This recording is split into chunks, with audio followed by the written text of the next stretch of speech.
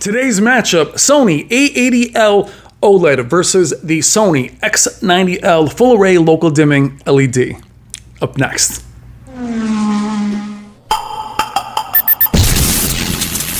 I've seen things people wouldn't believe. Hey, what's up guys? I'm Brian. This is Tech Therapy. Thank you so much for joining me. Today we are comparing the Sony A80L OLED to the Sony X90L LED. Now I apologize, they are not the same size. The A80L is 83 inches. The Sony X90L is 65 inches. Now I know you guys complain they're not the same size. However, I am not a store. I don't have the same exact sizes of everything. The best way to look at this matchup is to think of it in opposite. What I mean by that is if you find the picture quality is close enough, then you would say to yourself, let's go with a larger X90L versus a smaller A80L. Now keep in mind why I want to compare these two is they are the entry and mid-level to XR Clear. Both these TVs have the coveted XR Clear, which is Sony's processing for upscaling and just overall picture quality this year. Now the X90 falls below the X93 without XR Clear and the X95. So the X90 is your mid to high or entry mid. The A80L is a WRGB OLED, but it does have the flagship A95 QD-OLED above it, which also has XR Clear. So in theory, they're mid and mid to high. There's also an A75 available at 55 and 65, which is also an A80 OLED with different sound and a different stand, a better value. Now, why compare them as I mentioned?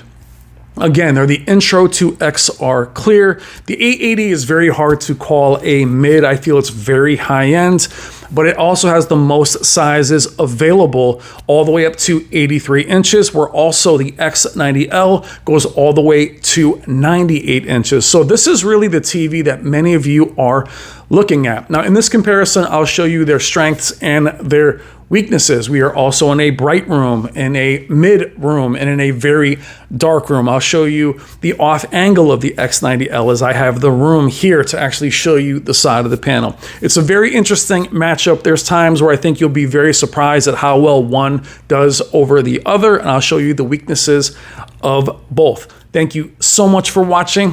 Take care. All right, guys, let's do it. Let's check out bright room performance reflection handling on the A80L on top, 83 inches versus the X90L on the bottom at 65 inches. You have glossy on top and semi-gloss on the bottom. The handle reflection's completely different. I prefer the glossy every day versus semi-gloss. Semi-gloss tends to smear it a bit. The windows are hitting the top of the A80L more so than the X90L, but the X90L does have better reflection handling if you want to classify it as better. In a bright room, it's not as obvious with the lack of contrast ratio on the X90L because it is a bright room. And at times the TVs will actually look equal until we then turn off the lights, same scene, and the contrast ratio becomes very evident, even head on. And we will show you the viewing angle and some of the limitations of the X90L, which is not mini LED, but full array local dimming LED, relying primarily on the algorithm over higher zone count.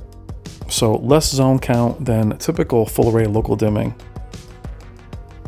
But Sony's processing is on another level. They're relying on that algorithm to carry them through. Now, it doesn't look like I'm off to the side much. This is a massive room. I was way off to the side, which is why the contrast ratio and color would diminish. Head on, you can see the contrast ratio is still superior on the WRGB Sony A80L. Now, special thanks to our good friend Jennifer Gala and her second channel, HDR SUPER Channel, for all of her amazing content. Check the description below for links to both of her channels. You'll see her amazing demo material throughout this video. Now, here you'll also see the first weakness of the WRGB OLED that can't achieve that true white of an LED. So they will trade shots. It's a very classic matchup of WRGB OLED versus LED. QD-OLED and MLA micro lens array OLEDs have solved this, where they can actually do pure white. But that bright white and that bright blue you'll never see on this type of OLED. This is where I disagree with many of our buddies that say that QD-OLEDs and MLA OLEDs only look different in certain content. I would say in anything white or bright blue, you'll notice the difference between micro lens array and quantum dot OLEDs versus WRGB OLEDs. Now jumping into one of my favorite demos from Jennifer, which has got a very wide aspect ratio. The blooming into the black bars isn't as noticeable in the bright room, meaning they're not really a problem. You can see the color shift disappear, or I should say the colors look more washed out off angle.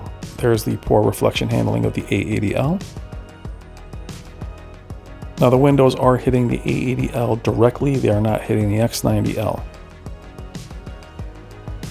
Moving back to the center, the blooming dissipates. And again, we are in a bright room, so blooming is not that big a deal, which is why Samsungs are very highly recommended for bright room performance, high reflection handling. But the blooming isn't that big a deal in a bright room. This will change when the lights get dimmed down, but you still see the blooming there. Again, we are very off angle and we are above versus on target. Lights are off here, same scene, and while the bottom black bars are lit up, they are uniform, meaning they're not just in one spot. If it wasn't next to an OLED, they probably wouldn't be as noticeable.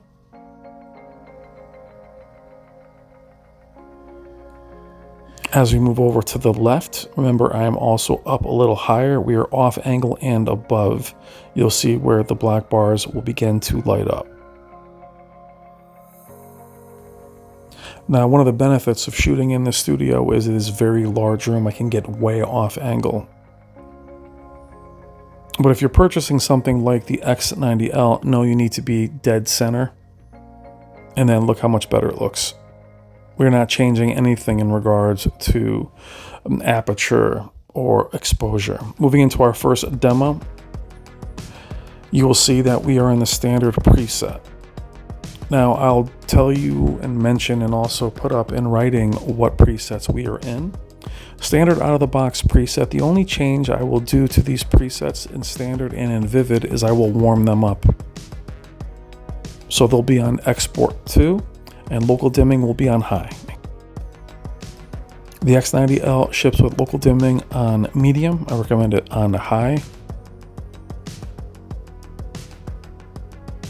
And you can see in the star field, though it is a WRGB OLED, the A80L doesn't really crush out any stars. Stars are visible, but remember also Sony's signature is shadow detail on both their LEDs, their quantum dot OLEDs, and their WRGB OLEDs. If you guys are watching live, my crew that watches these premiere videos, I love you guys. Thank you so much for being here.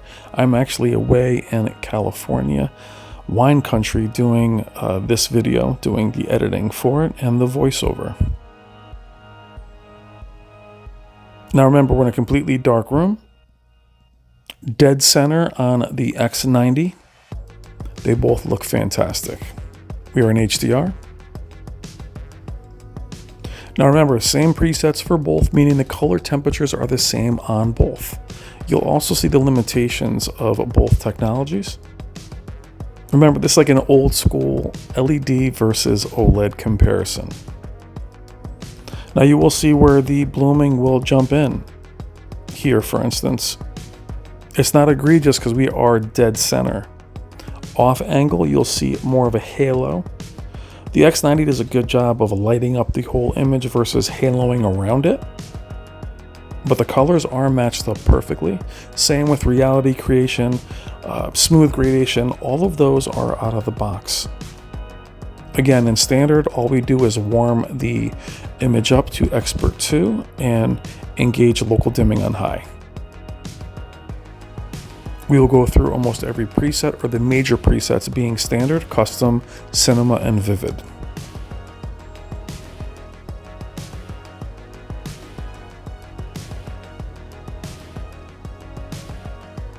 Now, oddly, the X90L actually handles this demo fairly well, but you can see where the blooming isn't really around the image as much, but in the corners. This is where something like the X95L or the X93L would do an amazing job. Now, the transitions in this demo are actually quite slow, so the blooming is not as bad as it would be something with a faster transition.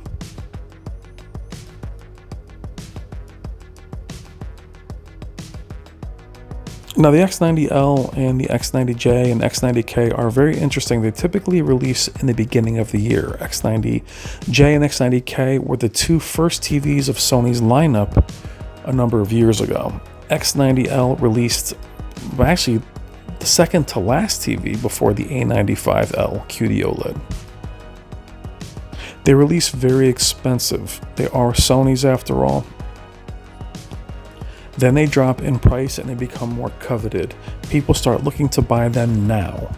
The challenge for them is the U7K, UAK, QMA, and Q7 become so competitive in price, it's hard to recommend the X90L. However, XR Clear has been a big jump this year, and Sony processing is always top notch. Moving into cinema for this next preset, also showing you here in the menu. Now, the A80L is perhaps the most overlooked TV this year. A80J was an absolute hit. That was Sony's first 83-inch. Oh, that's not accurate, actually. That was Sony's first 77-inch. The A90J was the first 83. But it was very reasonable in terms of price. Then last year, the A80K was a little bit of a jump, but not enough. And then without QD-OLED or MLA technology, everyone overlooked the A80L, and I'm telling you, the TV is unreal. XR Clear with an OLED, that micro contrast is really a big difference. However, that said, it has all of the weaknesses that WRGB OLEDs have always had, namely LG. They are LG panels after all. You'll see that here, where the whites on the water on the top and the lighter blue. What's the director's intent? Well, I imagine it's more of the white. You'll see it here. There is no way around this, by the way. Now, when they are alone, when the OLED is by itself, that's not nearly as noticeable. It's also more blue on camera, but that is there. Now, that deeper blue might be something you like more.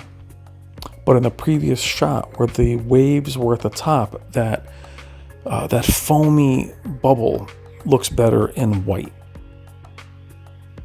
Now, we are in the custom preset, which is the most accurate.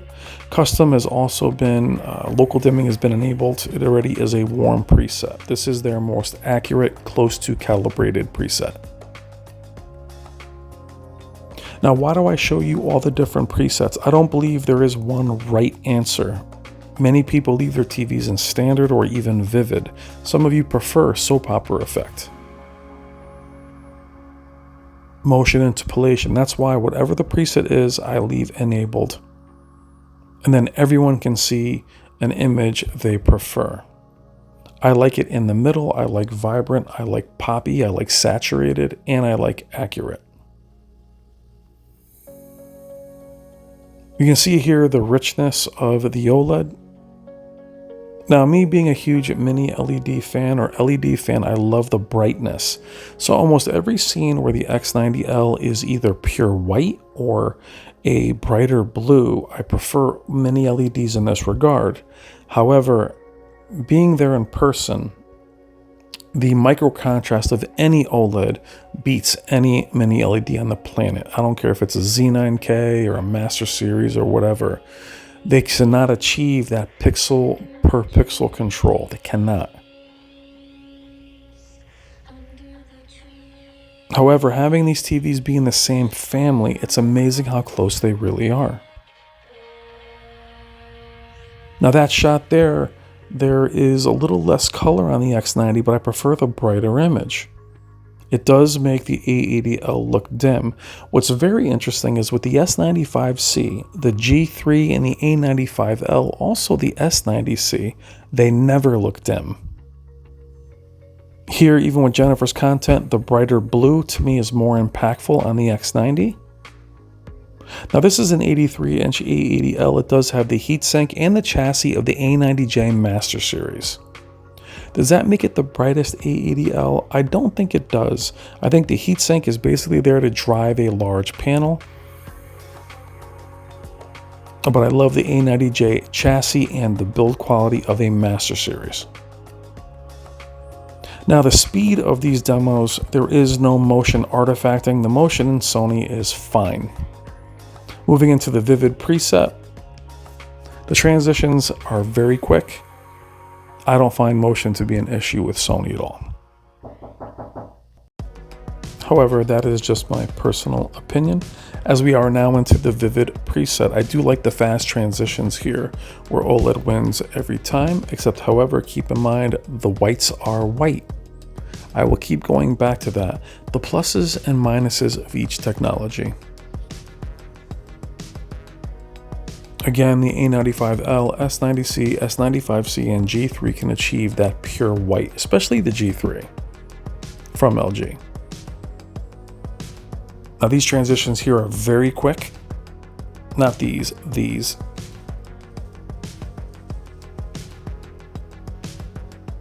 And here. But you see there at the top, that is more of a dim image on the A80L. Now keep in mind, the A80L is my main TV now. But you have to point out the flaws. I've had the X90L since launch. A special thank you to our good friends Robert and Wendy Zahn at Value Electronics, where both of these TVs were purchased. The X90L is also mine. The A80L I was also purchasing from them. Purchased all my TVs from them. Please consider making your next AV purchase through them. Check the description below for all their information. Let them know that Brian at Brian's Tech Therapy sent you. They will take great care of you.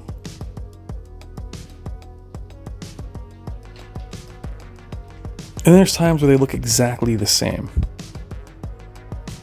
For me, it really is a credit to the XR Clear, credit to their processing and the continuity and their entire lineup.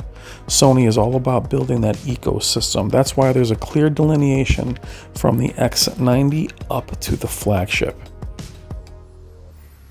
For me, anything under the X90 does take a hit in terms of quality and local dimming. But I've been very pleased with the X90 since launch. It also has been updated a few times. Now moving here into SDR, standard preset. Now keep in mind, whatever the preset calls for, most times it is gradation preferred, but they are both on gradation preferred. If you switch them to brightness preferred, the differences in brightness are the same. They don't look much brighter than each other, meaning it would just blow out the X90 and it would blow out the A80, but the differences in brightness would look the same. So I think only in the Vivid preset would brightness preferred enable itself. Now, when we talk about contrast ratio and micro contrast, keep in mind that there's times where the blooming or the lack of contrast ratio on the X90 doesn't appear just on the edges, it'll appear in the image. You'll see blooming, or I should say, a faded look at times. Now in that shot, obviously it's a bluish. That's not really something you see when they are separated. Then here the blues look exactly the same. So it really dictates by the content. However, regardless of that content, if it pushes over 1000 nits, you'll definitely see a difference on a QD-OLED or an MLA. But even on sub 1000 nit content, those whites are just whiter on an MLA. I'll have an A95L at 55 or 65 in soon to go against the A80L so you can see the differences. That said, the A80L to me is incredible. I'm very happy with it. especially with low bitrate content or YouTube TV. I apologize, I cannot show you that footage due to copyright, and I won't risk the channel. Thank you for understanding. What are your thoughts in the comments? Are you surprised how well the X90L is doing? You've seen it go against the U8K and the U7K in my videos.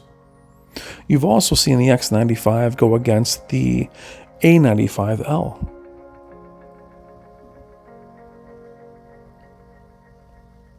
I would say in regular content, the differences with OLED for me are more stark, especially in older films. I do feel, see there, that little bit of blooming within the image by the fire.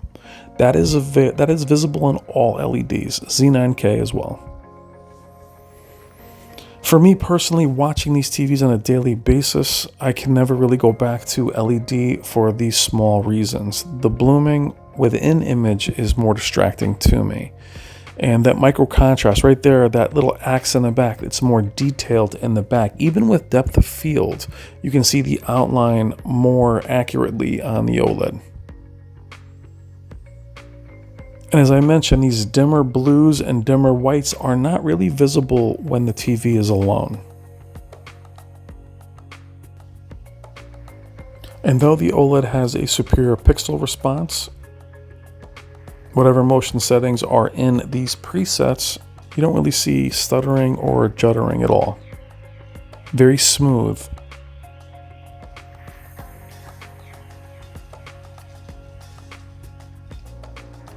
If you hear a little crackling, I have a fire going on in the back in my hotel.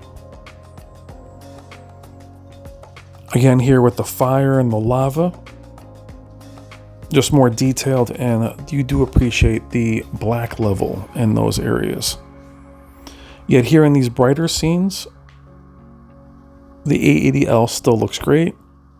And keep in mind that though the LEDs are brighter, you will always have brighter specular highlights. Again, that pixel control of an OLED. Star fields are brighter.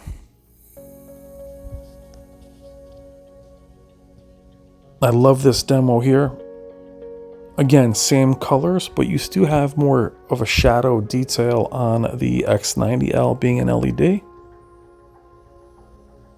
But do you prefer that extra detail, or is it washed out for you? That's really something you got to tell me.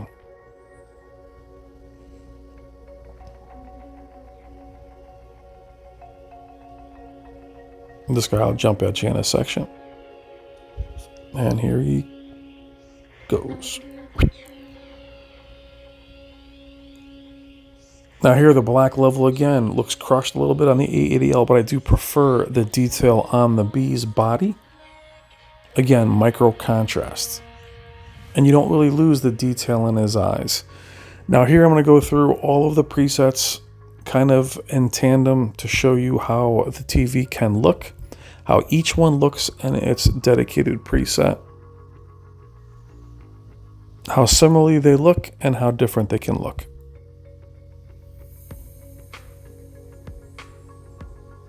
Now for me, LEDs are alive and well, and they will survive and thrive in two major cases.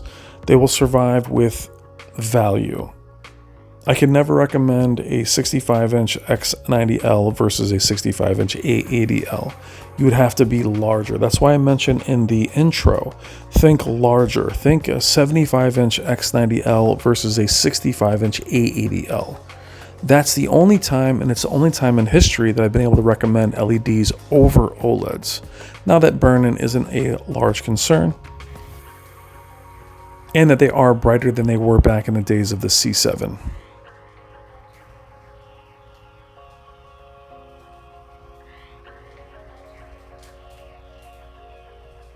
But also now that we're in this 85-inch, 98-inch, and 100-inch class, that is being led by Samsung, Sony, but mostly by the value of Hisense and TCL. Again, looking at Jennifer's incredible content here. In shots like this, I almost always prefer the OLED, even with the specular highlights you're going to see here. It's the depth and the richness of the A80L that beats the X90 every single time. So 25 minutes in, the times where you'll see the X90 completely pull away is in bright white scenes and bright blue scenes. Other than that, I prefer the A80L nearly every shot. That's just me. But again, if we switch these and I made the A80L 65 inches and the X90L 85 inches, the X90L would perhaps be more impactful. But many of you in the short trailer that accompanied this video preferred the X90L. Now I love this demo here. Now, admittedly, I was surprised how well the X90L actually handled this. And I'm guessing because the flames are so bright, but you can see at the edges that there is the blooming there. Now, when I put this TV, the X90L versus the U8K, the U8K had almost no blooming, but it really took away the detail of the windows behind these guys. And you can see that now, you can see in the back of the X90 and on the A80L. On the U8K, those were missing, or almost completely missing. Now, while we're marveling at the lack of blooming on the X90L, how about how bright the A80L looks in the flames? Specular highlights are nearly the same, if not a bit brighter on the A80L. And obviously the blooming control is superior.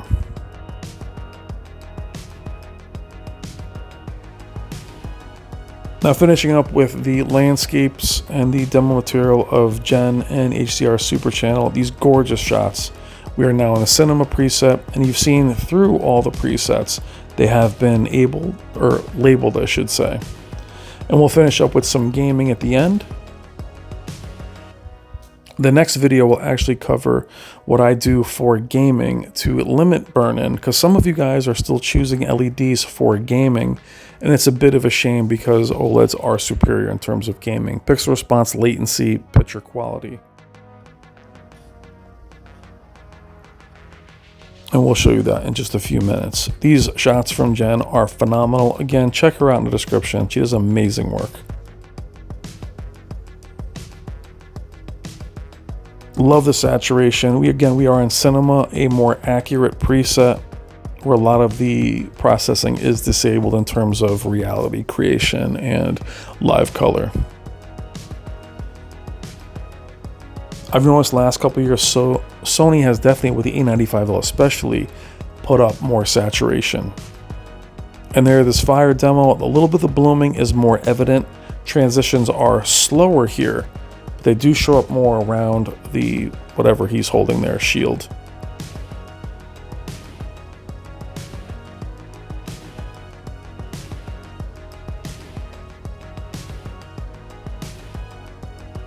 Absolutely gorgeous. Moving into some gaming now. Now in something like the new Street Fighter, big, colorful, the differences in picture quality aren't quite as evident. Perhaps more saturation on the A80L. Now also, in comparison to other OLEDs, the A80L has less gaming in terms of options for presets. On LG and Samsung, you can really deepen the image and change your presets. You are stuck with game only. A95L, you can change the presets. You can knock off VRR and then get out of the presets, but you'll increase the input lag, obviously. But they look about equal in Street Fighter, which is a colorful game, but isn't the deepest color. It's got a watercolor look to it. However, jumping into a Souls game, you'll see the weaknesses of LED right off the bat. And this is where I cannot go with LEDs. I don't care how good they are. These transitions from light to dark, it's not just the blooming, but the fadedness of LEDs having to compromise local dimming. Now, while local dimming is still here and can be enabled and disabled, it is not nearly as effective. Also, advanced contrast enhancer is disabled on a lot of the manufacturers this year in game mode of mini LEDs. But that faded look, even though this is a foggy title, this going from dark to light is something that I really struggle with. Which is why on my next video on OLEDs, getting OLED or making OLEDs not a choice because of burn-in is a bit of a misnomer. Not something you should be that worried about. Tune in for the next video for that. But you can see the weaknesses of the LEDs. A little bit of haloing around the HUD, but that transition from light to dark. Now again, if the TV was on its own, it would not be as evident as you saw compared to the U8K and U7K. But to me, this difference is a deal breaker. Why even in the X90L in the top of the line, mini LEDs are not a choice for me. I need that granular control. I need that micro contrast in the image, primarily in gaming where resolution is native 4K.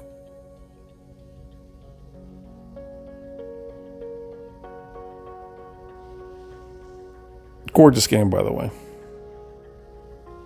We are on PS5. The burn-in video will be on PC, where I am rocking native NVIDIA 4090 on the PC. Now here you might appreciate the white sky more than the blue. I actually like the blue better in this shot. A little bit of blooming around his belt line where the flame is.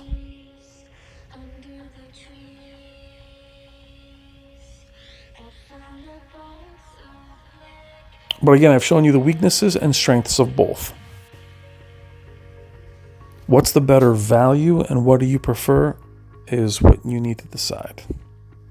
We're going to finish up with Spider-Man here in a moment. You see we're going down the stairs. You can see again the limitations of the local dimming.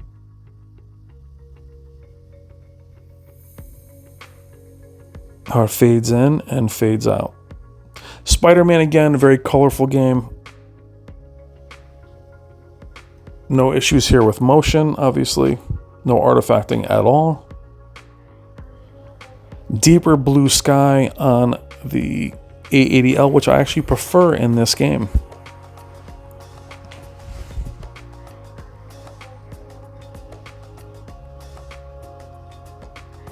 All right, guys, I'm Brian. This is Tech Therapy. Thank you so much for watching. Please consider liking and subscribing. If you're here till the end, love you guys. Thank you all for watching this live, showing you some daytime footage, and you can see the depth of the OLED in the daytime shots actually wins here. And then we'll go off angle. All right, guys, I'm Brian. Again, thank you so much. Thank you for watching the entire video. Love you guys. I will see you in the comments. Let me know what you think. Have a wonderful night. Have a wonderful day.